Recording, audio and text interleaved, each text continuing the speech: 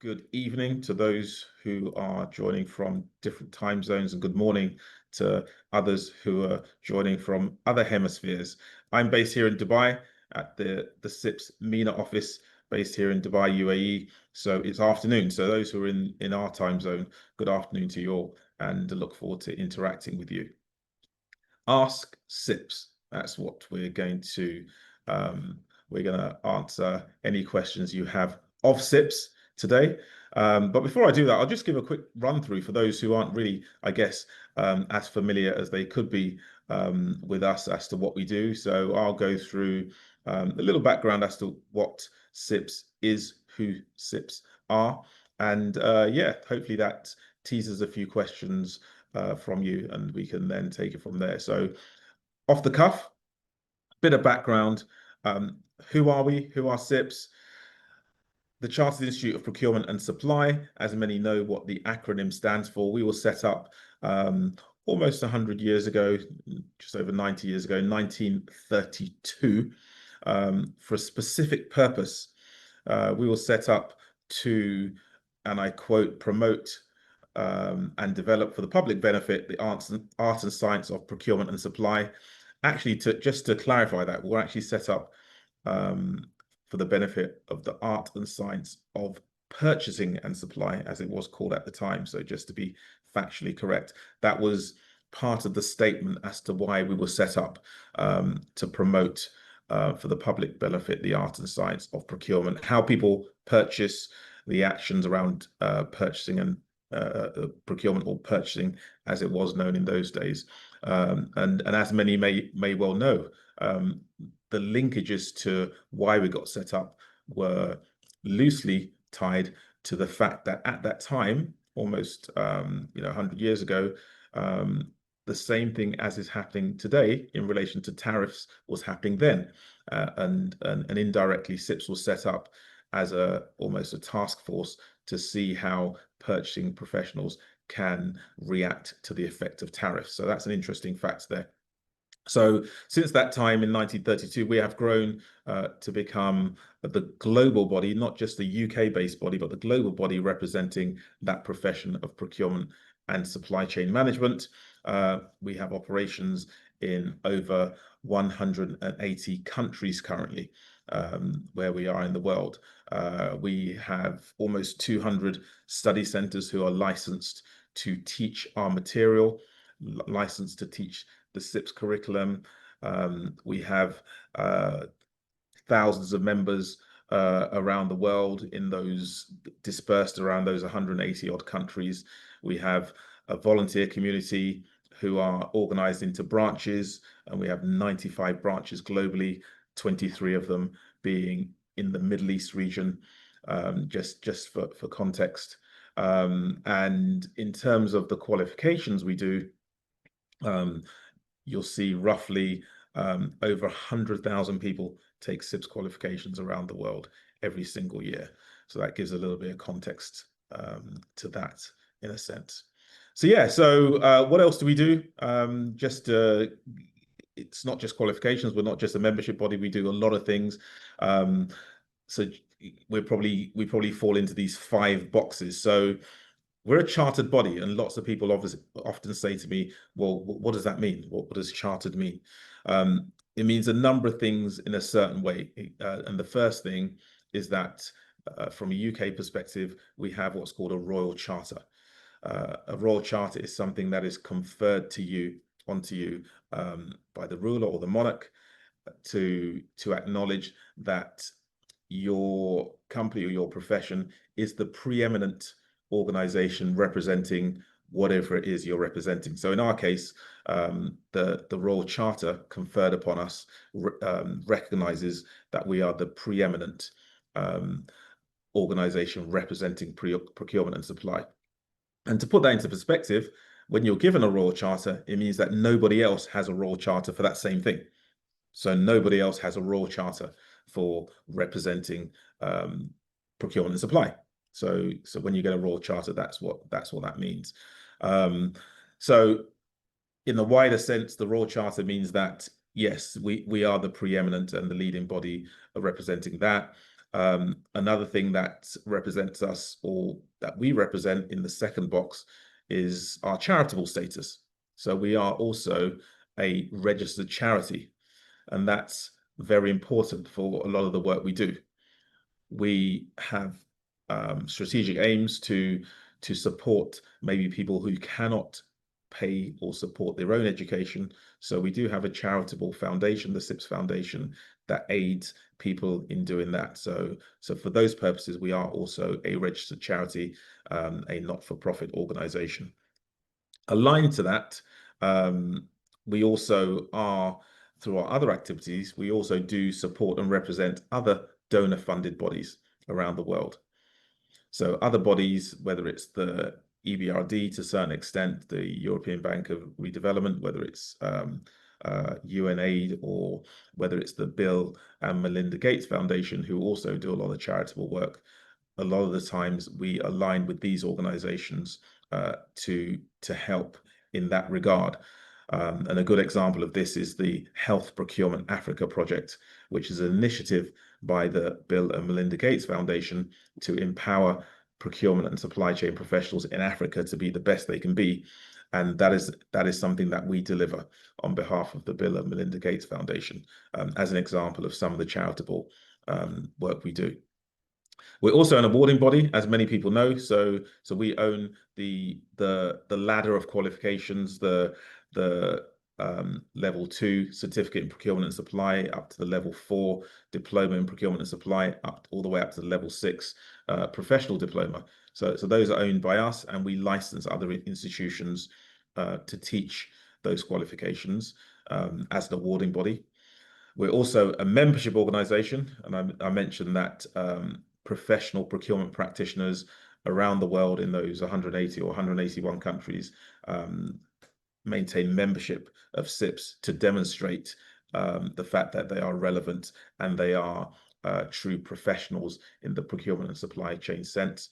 And finally, I guess we have an advisory arm. So we don't only work on a B2C basis with individuals, but we also work with companies, multinational organizations, and governments to help them on a B2B basis improve their performance and how they deliver procurement and supply chain within their own organizations. So in terms of the capability of their people on one side, but also on the other side, the capability of their organization or their process, as it were. So that's what we do as CIPS. That gives a quick intro and introduction as to how I guess we operate. And really, I think, as we said before, the purpose of this is to get questions from you, see what you want to know, see what is on the tip of your tongue. So we'll now go into that Ask CIPS bit, where I'm happy to answer your questions and see what's on your mind. So I'm going to go to the chat and also the Q&A button as well. So bear with me, but I'll start with the questions I've already got, the pre-asked questions, which always get priority. So what's the first one? The first one I've got says, can I study CIPS while working full-time? And the answer is, yeah, you certainly can. You do need to be quite dedicated. You do need to be quite disciplined. One thing I can tell you is that CIPS, like any other qualification, certainly is not easy. It's not designed to be easy. So you do need to dedicate the necessary amount of time to be able to succeed in passing the relevant levels. But yes, you certainly can study it while working full-time. You can study CIPS part-time, and you can do so at your own pace as well.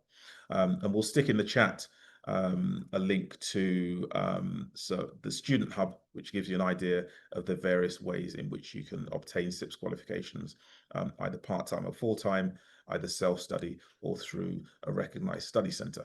So there you go. So you check that out in the chat. We'll put that in the chat in a second. How long does it take to complete a CIPS qualification? That's the next question I've got. It depends. It depends a lot on the question that was asked previously, in can I study part-time? So yes, a level of CIPS, let's say level 4, the CIPS diploma, can take 1 month, can take 3 months, can take 6 months. It all depends on how much time you've got to dedicate to it. So a level may have, for example, 5 modules.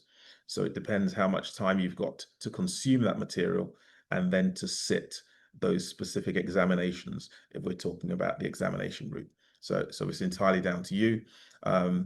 But similarly, if you talk about the full qualification, which is the professional diploma or level 6, there are other options to do that as well in terms of how what your time constraints are.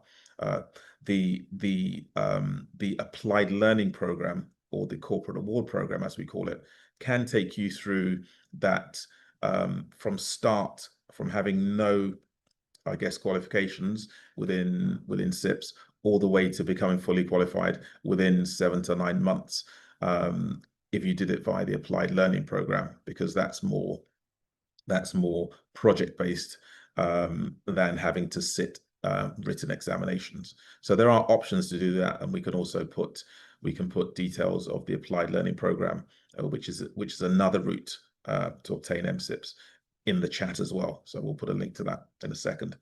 Are there fast track options for experienced procurement professionals?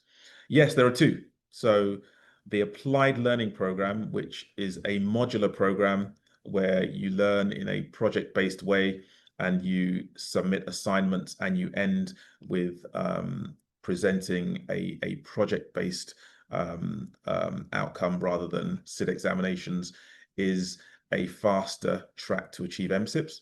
But also, as an experienced professional, there is the management entry route, which is, or the MER as an acronym, that you can take advantage of for the management entry route. Now, if you've been a senior person in a senior strategic role, a procurement leader, procurement director, supply chain director, for a period of time, maybe 5 to 7 years, then you may be applicable to go via the management entry route. And that is a fast track route for experienced professionals, which we can put that in the chat as well. So have a look out for that. What other questions do I have? The pre-questions. So what is the support available for students from CIPS MENA? Of course, there is the Student Hub, which is online. There is the community. So within our branches, and let's put a link to branches out there as well. Our branches are groups of professionals within different areas who will periodically organize events, community events, thought leadership events, which anyone is eligible to join. That can help with students getting to know various things, and to maybe study groups and things along those lines. Within the UAE, where I'm sat now, there are 3 branches. There's the Northern Emirates branch, Abu Dhabi branch, and Dubai branch, and you can get in touch with those guys, and from a community perspective, you can share knowledge. But also for students, there are study centers. You can join one of the study centers, and let's put a link to our list of study centers. We'll put that in the chat in a second. You can go through study centers. And finally, you can come to CIPS directly, of course. With our corporate clients, we do have our program management team who provide the support via our learning management system, our LMS.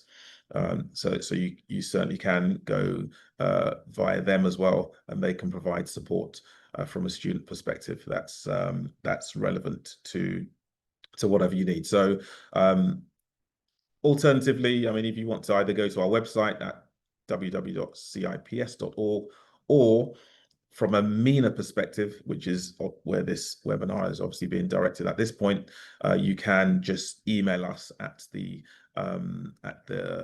MENA.inquiries email address, which again we can put in the chat for anybody to ask us any questions about how we can help students across the region or across the world, of course.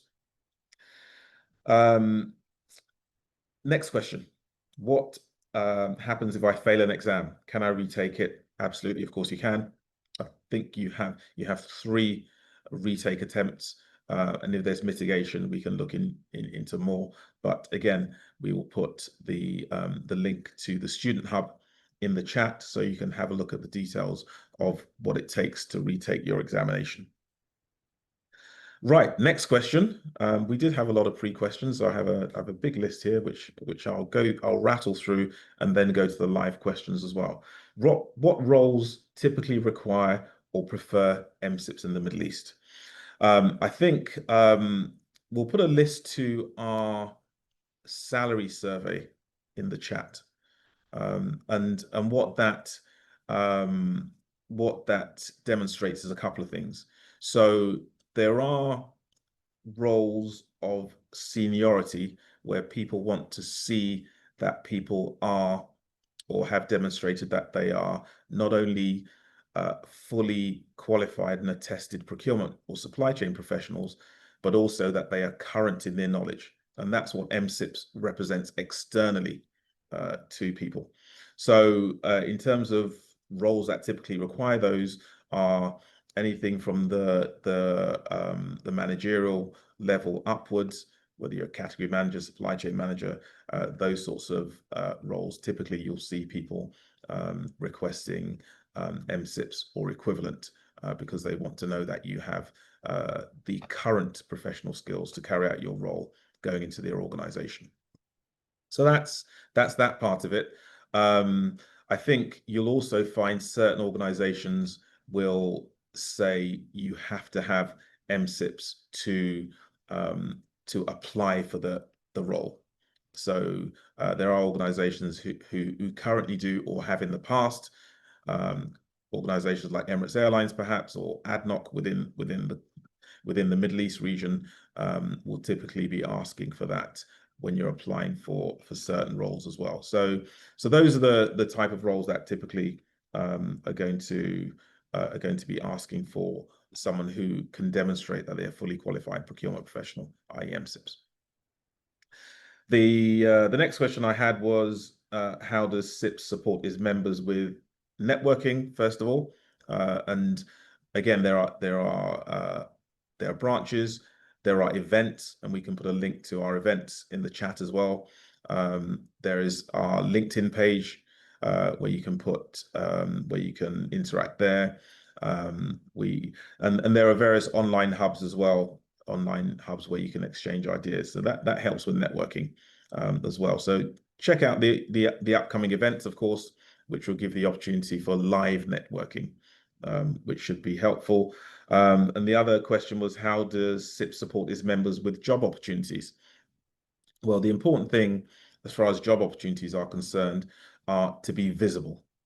So we provide the platform for members to be able to demonstrate or for members to be visible to potential recruiters. And there's something called the professional register, the CIPS professional register, which actually let's put the link in the chat to that as well. So there's something called the professional register where CIPS members CIPS members are displayed. It's a public register, so any employer who wants to look for fully qualified procurement professionals, they can look on that list and they can see that person A is a CIPS member, person A has MSIPS, or person A has a current ethics certificate, and they can use that as a way to make decisions on who they want to call in on a recruitment drive.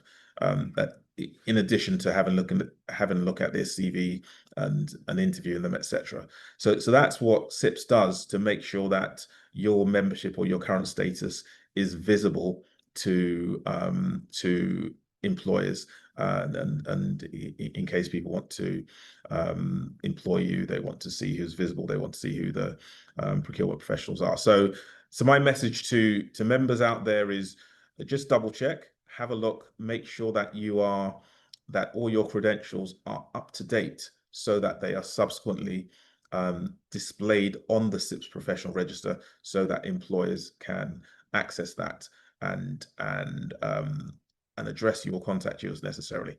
Or in some cases where they want to validate your experience or your credentials, they will cross-reference that on the professional register, and that will help your job prospects.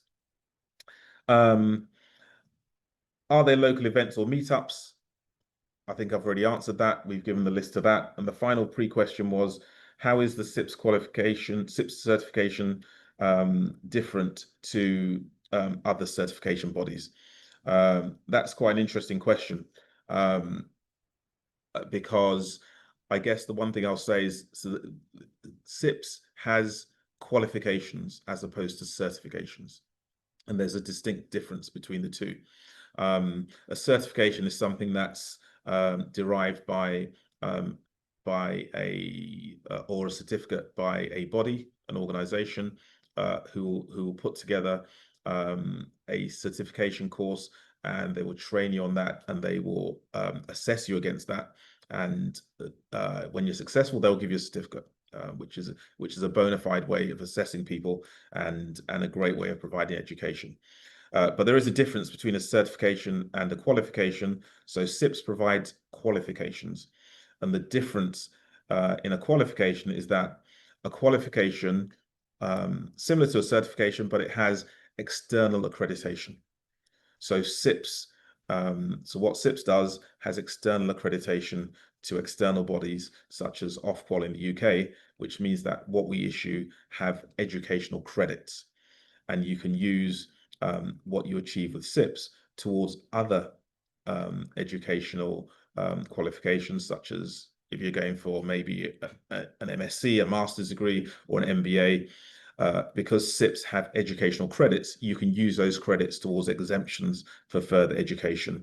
You can use those educational credits for other things, such as, in certain cases, applying for visas to visa points for to countries such as maybe Canada, Australia, as a few examples, because what we do provide actual educational credits, because they are backed up and I guess qualified by third-party professional bodies who verify other educational institutions such as universities and other external bodies who verify what we do. So just to summarize, CIPS provides qualifications and not certifications. And the distinction between the two is that qualifications have educational credit, which can be used for other purposes, which are verified by other bodies. So that's a quick overview of the pre-questions we got. I'm just going to scoot quickly to see what we have in the chat. Actually, sorry, not in the chat, in the Q&A. I'm going to go to the Q&A first. So just as an exercise, if you've put your question in the chat, just put it in the Q&A section, because I'll go to the Q&A section first. It's just easier to administer from that perspective. So question here, first question from Ananda Kumar is, 2 years experience mandatory for joining level 4 CIPS? Well, level 4 in CIPS is the highest entry point to the qualification. That's the first thing. So you do need to have some experience in procurement and supply to go on to level 4. It's certainly recommended to have that. The reason why is because there are 2 levels below level 4. There's the level 2 certificate and the level 3 advanced certificate in procurement and supply below that, and they're designed for entry level professionals, people who have just entered the profession. So if you do not have some work experience, if you do not have any knowledge at all of procurement and supply, and you go direct to level 4, you may well not know some of the terms that are used in procurement. You may miss out on some of those acronyms. You may not have the foundation, and if you don't, it'll be very difficult to do 2 things. It'll be very difficult to advance in your career, and it'll definitely be very difficult to understand the material at level 4 at the diploma level. So yes, you will need to have a certain amount of experience. I wouldn't say there's a mandatory 2 years or mandatory time. It all depends what you learn and what your level of entry level experience is in procurement before you go directly to level 4. Otherwise, it'll be very difficult to be successful doing level 4. Please share the learning and management route to MCIPS in Saudi Arabia. Right. Okay. That's a great question. So, what we can do, I think, and this is from Hafiz Mohammed Qasim, we can provide you with details of our Saudi Arabia team who can contact you directly. But generally, for everyone who's asking, CIPS does have a country directorate, country office in Saudi Arabia, based in Riyadh. And through that office, we work with a number of companies, a number of institutions, and we manage a number of study centers there, and we manage a number of branches there. So we have a full country team in Saudi Arabia. So you can reach out to those guys who can support in any educational or capability development optional route you want to embark upon, because we have full support for people within the Kingdom of Saudi Arabia. So within the chat, we will put contact details for our Saudi Arabia office. You can contact them directly, or alternatively, they can contact you. So just let us know how you want to do that. But all of the CIPS options for study, personal development, or development for your organization are available within the Kingdom of Saudi Arabia, where we can support you. Another question, please share requirements for learning and management route for MCIPS. So MCIPS is regarded as, I guess, the license to practice for procurement. So there are several ways to achieve that. You can do that through examinations.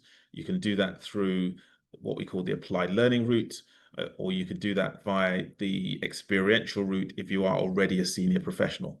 So there are a number of routes to MCIPS which we can talk you through, depending on what your level of experience is at the moment. So again, contact us. We can give you full details. You can also look directly on our website. We can post that in the link again, and give you details of the management entry route, the examination route, and the applied learning route, which all ultimately lead to MCIPS once you get to the top. Next question was, how can CIPS help in getting placements for beginners and experienced professionals across the globe, other than job listings?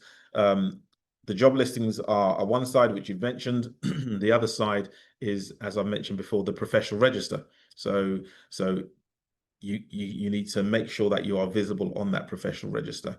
And if you are visible on that professional register, then CIPS is validating your credentials to employers who go on that professional register, to look for validation on candidates.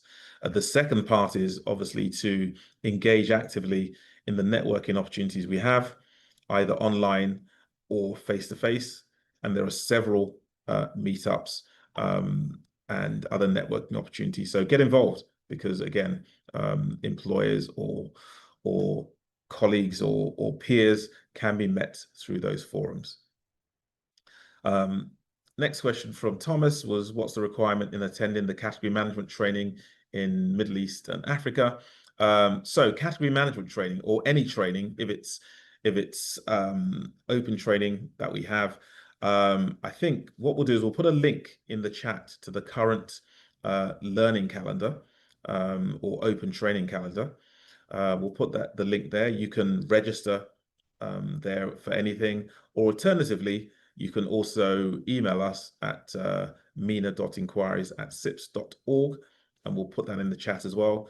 And we can send you links of anything that's available that you can't find, if you can't find that on our website, in the relevant place. So please do reach out, and we'll be happy to help you with that as well. The next question was, if a learner starts at CIPS Level 4 diploma, completes a few modules, then takes a break and lets their membership lapse for a year. This is a big question, by the way. So if they leave their membership to lapse for a year before renewing it, will they need to start the qualification from the beginning, or can they continue where they left off? Well, the answer is, if they lapse for a year, which is not a long period of time at all, then yeah, there should be no problem continuing where you left off. If you've completed each module, so you've completed the module, then yes, you can continue to complete the remaining modules at your own pace. If you continue within not a long period of time, you can continue and do the modules that you have not completed, with a view to completing that entire level, CIPS level 4 diploma in this case. There is a caveat to that, and the reason I say there's a caveat is you obviously don't want to leave it for too long, because our curriculum is refreshed at a realistic intervals. Procurement changes, so we make sure that the learning we do is relevant, up to date, relevant to current practices. So if you don't complete in practice, if you don't complete a level in a decent amount of time, if the curriculum changes, it may be that you have to repeat modules, because if the curriculum has changed, then obviously to complete the module, you need to make sure that you've completed the relevant and the active modules that make up the entire level. So that's a bit of a technical answer, but it was a long technical question. But yes, you can complete where you left off. Just don't leave it for too long in case there are changes to the curriculum. A question from Eve, who's based in Dubai. Does CIPS offer mentorship or coaching programs, opportunities, or connections as part of the professional development? Yes, obviously, you can email us at the email address that you mentioned. We would recommend that you attend as many networking opportunities as you can. We have several networking events, because that's a great place to engage with mentors, not just from CIPS obviously, but the community are the best mentors you're going to get, because you meet a wide range of professionals from all level of seniorities, all sectors, and they can certainly help you with your mentorship journey. The next question was to say, I'm unemployed right now. One of the requirements for MER is to have a recommendation letter from a line manager on a letterhead. Can I provide the recommendation letter from previous line managers? Yes, of course you can, because if you're unemployed, then it'll be very difficult to get a letter from a line manager, obviously. So yes, you can get a recognition letter from the relevant person who can provide the validation that's being asked for within the MER process. The important thing is we're here to help you. So liaise with our MER team. They are a separate team who deal with this type of assessment. Liaise with them, and they can guide you on what you need. So just do that. I'll just go back and say the most important thing for the MER, which, to reiterate to everybody, is the management entry route. The management entry route for senior professionals. The most important part of it is whether that is the relevant route for you. So that's the important thing, which is why we carry out the desktop assessment before we take you through this route, where we will say, are you the right level of seniority? Do you have the level of experience within procurement and supply? And it's those two things. So it's not necessarily how long you've been doing procurement, how long you've been in the profession. It's at what level of seniority you've been operating. And you really need to have been at a senior strategic level to be considered to go through the MER route, because we're looking at seniority, and we're looking at also your contribution to the profession in order for you to be eligible for the MER route. There's no automatic eligibility. So if you fulfill those two criteria, then it's likely that you'll be eligible for the MER route. But again, look at the link to the management entry route, and that will give you more details of some of the things I've mentioned already. The next question is, does CIPS have a central or region-wise talent pool or platform where recruiters can identify and connect with qualified professionals? I think I mentioned that before, and that's really at the moment, it's the professional register. So the professional register is where you can validate your credentials. Now, as we develop the professional register more and more, we may well make a more tentative link between recruitment and the professional register. So at the moment, we have the professional register and we have a jobs board, two distinct things. And the professional register is where employers can validate your credentials. But as we develop that, we may well look more deeply at how we connect the two and make it more of a seamless process. So watch this space. I'm flicking through questions because I am wary. I do want to make sure I answer as many questions as possible during this Q&A. So I'm going to skip through questions that I've already answered in a way. Are there exemptions for professionals with procurement and supply chain qualifications from other bodies? There are some, and again, if you look at I'll direct you to the Student Hub, and there is a section on exemptions where that will give you some more detail on exemptions we give.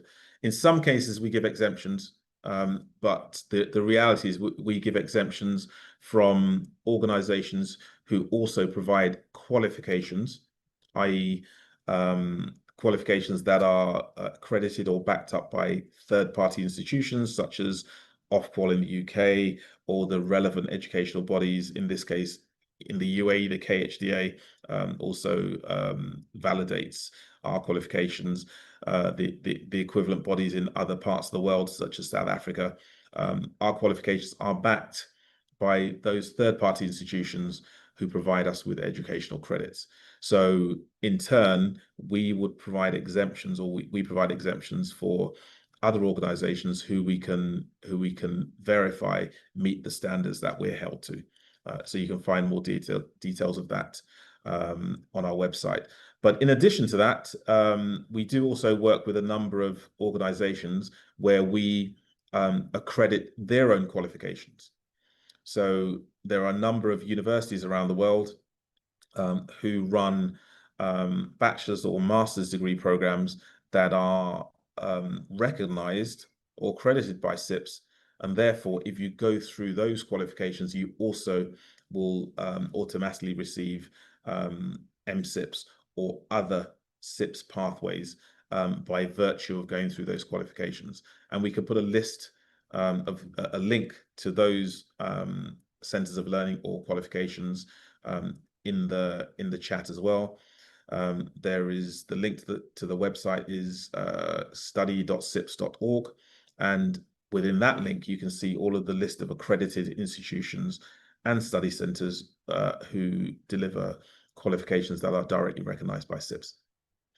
Can CIPS provide past exam papers to study centers for better preparation?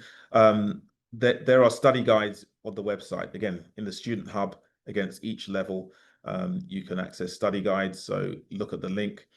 If you go via the applied learning route, or the corporate award route, as we call it, there is a learning management system, an LMS, where you can directly access materials to help your study as well. So we can provide those links. What is the recommended method to achieve FCIPS? FCIPS is the CIPS fellowship, the highest grade of CIPS membership. The recommended method to progress to FCIPS, what we'll do is we will put in the chat a link to fellowship, a link to FCIPS, which provides the full eligibility criteria, and also a link to apply. But I think just to let you know up front, at FCIPS level, we're looking to see what your contribution has been to the profession, as well as your seniority. So so that's what we're looking for CIPS fellows. What have you done in your career, aside from your career attributes and your academic qualifications and the roles you've held, because the academic side of what you've done is covered in getting you up to MCIPS.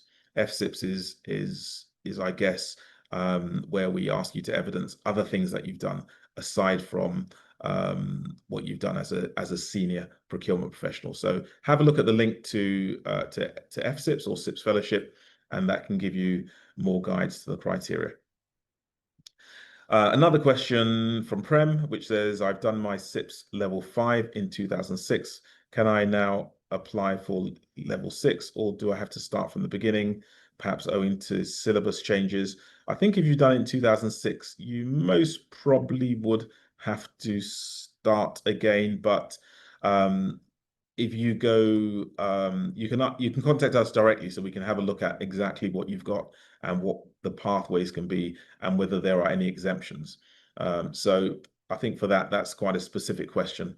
we can take that directly with you. So please do get in contact with us again via the email address, or you can call us directly as well. You know, we can publish our customer service line number, and they can look into your specific case and guide you on where to go from there.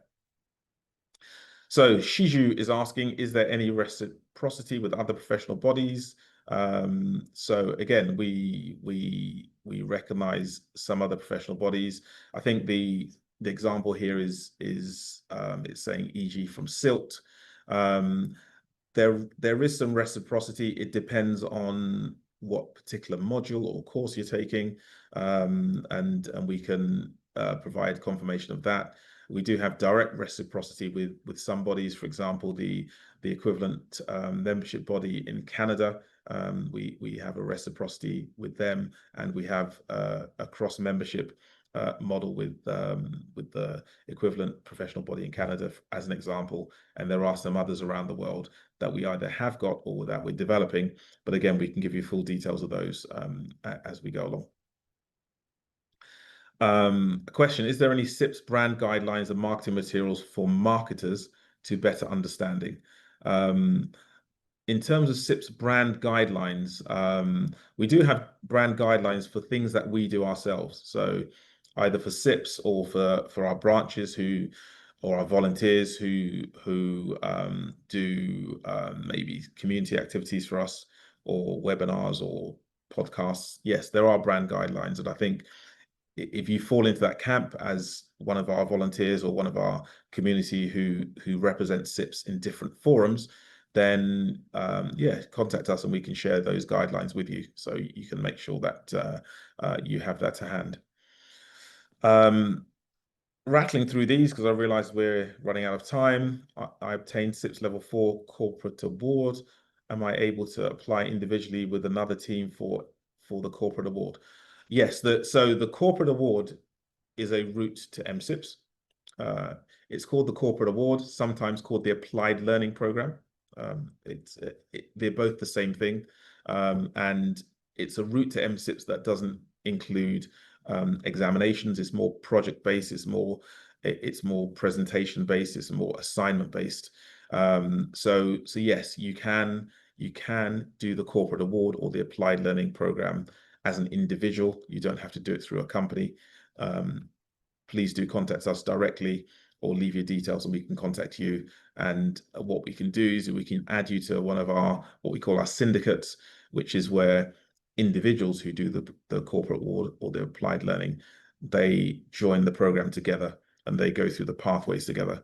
And that's how they achieve MCIPS. So again, contact us directly, either through our customer service line, which we can put in the chat, or via email. We can put out the email address in the chat, or via one of our other points, either via our Facebook pages or our LinkedIn pages. Just contact us, letting us know, or by telephone, of course. We can put the telephone number there as well. You can let us know how you want to study, and we can provide you with that information and guide you through that as well. Can I buy study material in the UAE is the next question. Yes, you can. If you go on the website, you can order that study material, whether it's virtual material or if it's physical books. Yes, you can order them online and they can be delivered to you if you're in the UAE. How long does it take to pass level 4 on self-study? I think I mentioned that before. It depends on your pace, but essentially, I think there are 5 modules in level 4. I believe. I'll need to check that.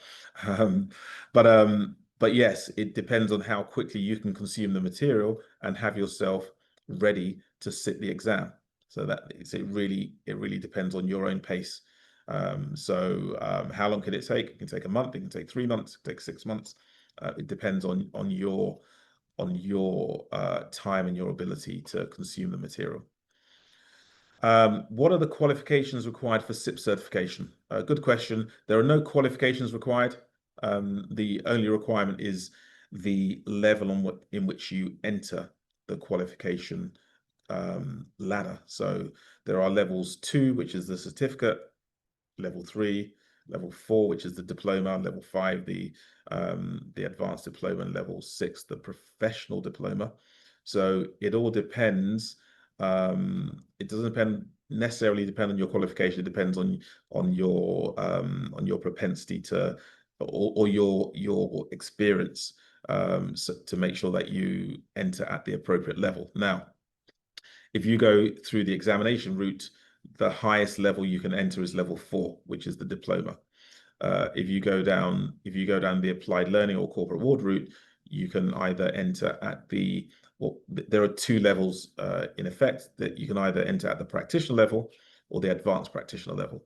So, and that all depends on a competency assessment that you can take online, a very quick competency assessment, and on the applied learning level, you could enter at the very highest level, based on the assessment, the competency assessment that you carry out.